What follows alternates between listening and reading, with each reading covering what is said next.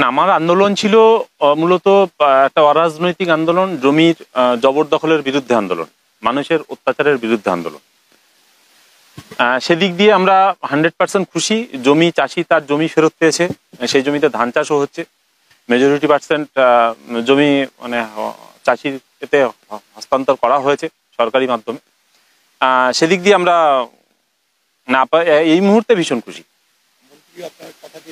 হ্যাঁ, সুজিত বাবু এবং পার্থবাবু উনি এসেছিলেন, উনি এসে কথা দিয়ে গেছিলেন যে যত দ্রুত সম্ভব জমি ফেরত দেওয়া হবে, এবং উনি ওনাদের কথা রেখেছেন, এবং সেজন্য আমাদের মন্ত্রী মহোদয়কে অসংখ্য ধন্যবাদ। আর আমাদের সবচেয়ে বেশি চাওয়ার ছিল যে মাননীয় মুখ্যমন্ত্রী সন্দেশখালীর বুকে একবার আসুন, তিনি সরেজমিনে দেখুন যে সত্যিই সন্দেশখালী কি পরিস্থিতি সৃষ্টি করেছে এরা। তো প্রশাসনিক প্রধান হিসেবে তিনি প্রশাসনিক চাপে হয়তো সেই সময় আসতে পারেননি।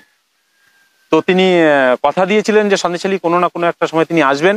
তিনি হঠাৎ করেই সিদ্ধান্ত নিয়েছেন সন্দেশখালীতে তিনি আসবেন, এবং তিনি আসছেন। এবং স্বাধীনতার পরবর্তী পর্যায়ে আমার মনে হয় তিনিই প্রথম মুখ্যমন্ত্রী যিনি সন্দেশখালীর বুকে পা রাখছেন। তো সে স্বভাবতই সন্দেশখালীবাসী হিসেবে, সন্দেশখালীর একজন সচেতন নাগরিক হিসেবে আমি ভীষণ খুশি, আমরাও ভীষণ খুশি।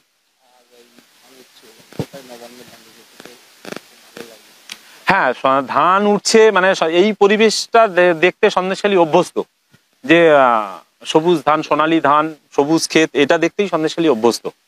তো সেই অভ্যাসটা কিছু বছরের জন্য, বছর তিনেকের জন্য হারিয়ে গেছিল সন্দেশখালী মানুষের চোখের থেকে, সন্দেশখালী মানুষের মন থেকে। সেটা আবার ফিরে এসেছে এই বছর। স্বভাবতই আমরা ভীষণ খুশি।